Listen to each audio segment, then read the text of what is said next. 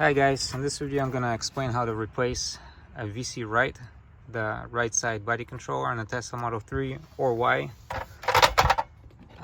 So you got to look up some instructions on how to remove the glove box first. But in brief, you got to lift up this, you don't have to completely remove this, but you need to lift this trim up to access these bolts. Before you remove the glove box, you got to remove the knee airbag. You got to remove this trim, which is held up by a push clip right here. Before you remove that, you got to remove this cover here and the cover right here. Both of these little covers got to go. So this one. So yeah, remove those two covers. Remove this trim, one clip, and then it pulls up. Set those aside. To remove the glove box, you gotta unscrew all these hex bolts that hold it on the top and the bottom, and there's one on the side. And as I said, before you remove the glove box, you gotta remove the airbag. The airbag is held by these external Torx Plus bolts. If you don't have those sockets, you can use an 8mm socket.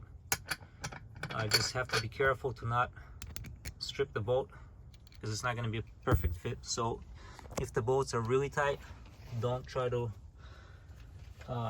turn them with high torque, because you can strip them.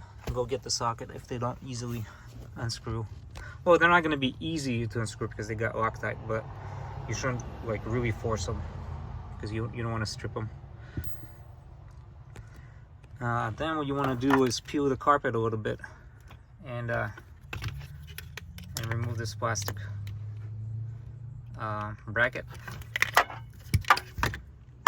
And for easier access, you can peel back this bundle of wires here. You don't have to. You should be able to get access to the vcright without peeling this down, but it will make it a little bit easier, a little more room.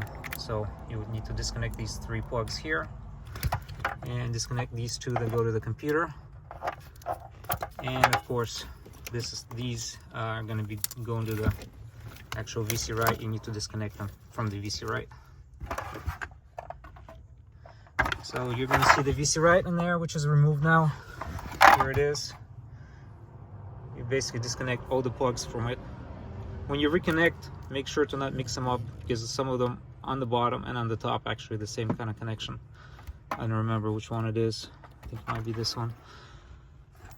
But anyway, to remove it from the car, you need to unscrew this 8mm nut that holds it right here. I don't know if you'll be able to see it on the car. Oh, here it is. Yeah, unscrew that nut. And then you should be able to lift it up, because it rests on these two tabs that go inside the car body on top there. Yeah, right there. So lift it up, pull out, and then should slide down. Then you would put the new one back in. Make sure it rests on those 2 clips. Then that 10mm nut, screw that in. Start plugging everything back in. Install this bracket again.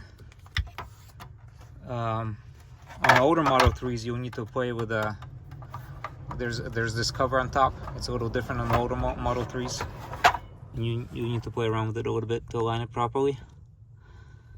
And yeah, and then just reassemble everything in the reverse process. Oh, I forgot one important part. You got to power down the whole car before you start doing this. So basically, on the newer cars, you'd have to disconnect the battery or a negative terminal on the battery, and then disconnect the fireman's loop plug. And on the older Model 3s, you got to open up, lift up the rear seat cushion and disconnect the plug that goes, the gray plug that goes to the battery, low voltage plug. And after you reconnect all the wires, before you reassemble the interior, I would recommend doing a software reinstall to make sure that the new vcright works as intended, so that if you need to replace it again, you don't have to reassemble everything. So yeah, after you do the software install, reassemble everything, all the interior, and should be good. And as always, if this video is helpful to someone, please leave a comment. Thank you.